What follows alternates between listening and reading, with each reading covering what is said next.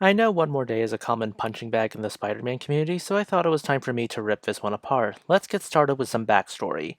We have Civil War. The Stamford incident sees a bunch of civilians vaporized by Nitro, a villain who can explode, against a superhero team called the New Warriors. This leads to a major conflict between superheroes, those who refuse to reveal their identities to the government, like Captain America, and those who are okay with revealing their identities to the government, like Iron Man, Mr. Fantastic, and Yellow Jacket.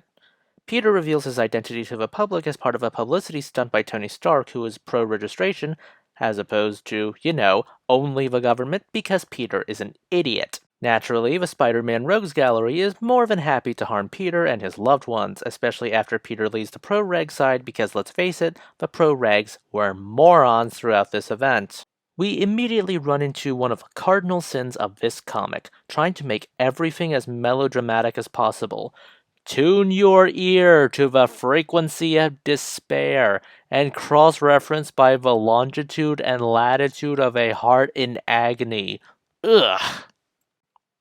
Peter obviously can't pay to save Aunt May, so he does the only logical thing assault Iron Man and beg him to pay instead, only for Tony to be sympathetic to May dying, but he won't because that would make him look like he's helping a criminal. Considering how Marvel civilians act like Twitter rhetoricians, I believe it. Oh no, Stark is still an ass for making the Negative Zone prison among the many things he's an ass for. Then Peter goes to Doctor Strange, who also rejects him, saying that he can't do anything.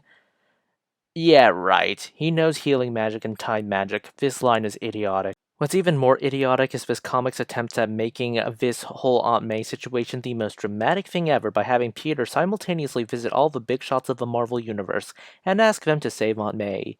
You know that time I criticized this comic for trying to make this the most helpless situation ever, aka like 5 seconds ago? That criticism applies here 20-fold.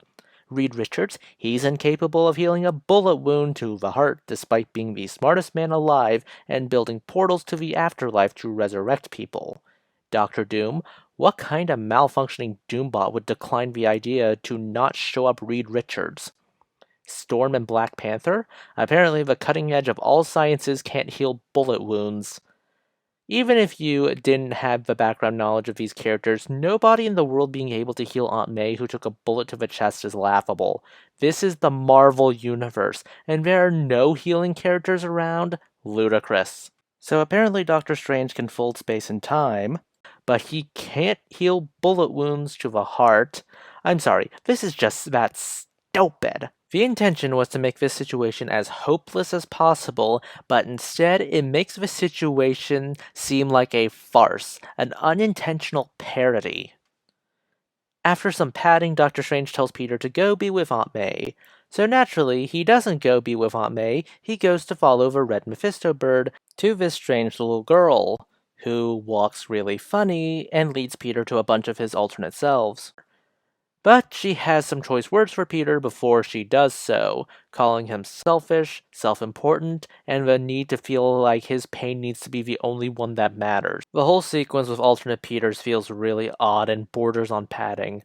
Who am I kidding? It is Pat. Game designer Peter tells us how he can't become a hero and that's why he became a game designer, which, this is the Marvel Universe. You literally can become a hero. Then we get a vengeful rich guy Peter, and then finally, Mephisto. Mephisto wants the spider marriage because those were his marching orders from Joe Quesada. And after the two sit on the ground and angst on the floor, MJ and Peter accept the whole deal with the devil. Oh, and Peter and MJ's daughter was that little girl. Yeah, she basically barely shows up and thus really has no emotional impact on this. Comics over. Idiotic deal with the devil aside, this comic gave me enough reasons to detest it. There's a reason why Faustian bargains happen at the middle or the beginning of a narrative and not the climax.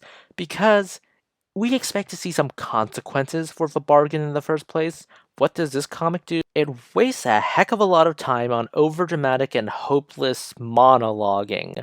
Except the attempts to make the situation seem hopeless and beyond anyone's control don't actually work in the advantage of the narrative. Instead, it just makes all the characters come off as brainless dolts.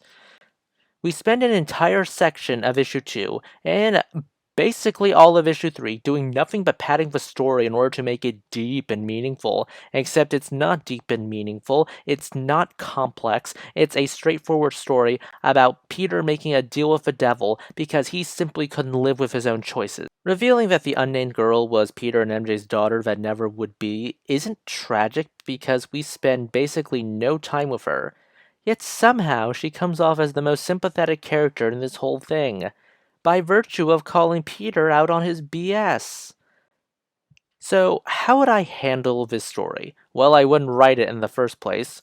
But let's say if Joe Quesada was going to feed me to Carnage if I didn't write the story. Here's how I would deal with it.